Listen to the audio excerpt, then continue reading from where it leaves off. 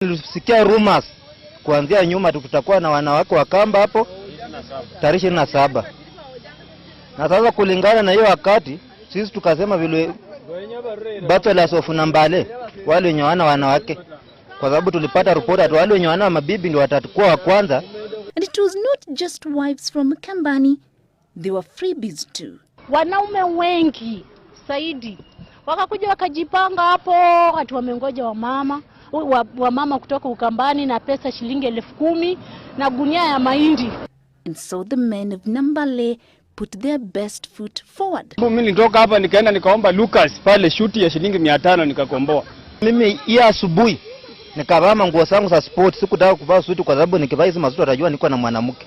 Kavaa viatu za sport, track ya sport na cape ya sport.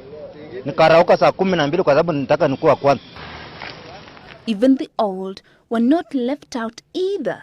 Na mimi nikaamua kwamba lazima mimi pia nitakaa tu. Wakina mama walipita barabara wakatukana sisi. That did not distract the ambitious men. Saa 2 kupimwa nikapatikana niko sawa. Kwa sababu alisema watapatia wale wenye wako sawa wanawake. Nikapatikana niko sawa.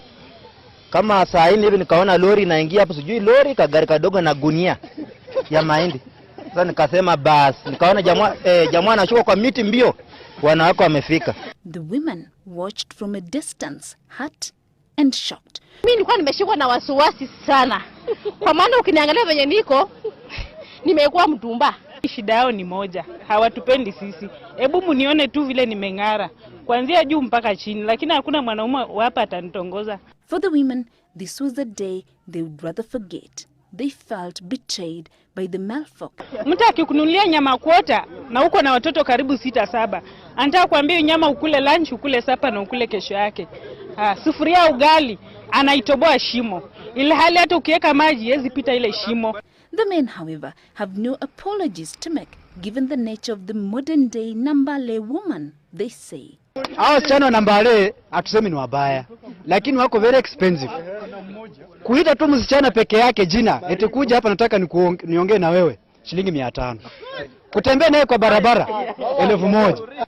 But it was the ladies who had the last laugh. Kaulizo hiyo speed mosiziwa speed wa Nambale. Bado ndio nimepimwa na umetuambia tu wanawake wako hapa. Jamaa kanijibu ati report kama hawajasikia. Nikasema ai tena namna gani? Njaa ilituuma, tulihangaika lakini hatukuona wanawake. Was it a bait to get the men there undergo a HIV test? No one knows. But finally, the men and women of Nambale were left to stare at each other. A crucial lesson, perhaps. Maybe Nambale residents were just meant for each other after all. Judy Kosgei, Citizen Live at 9.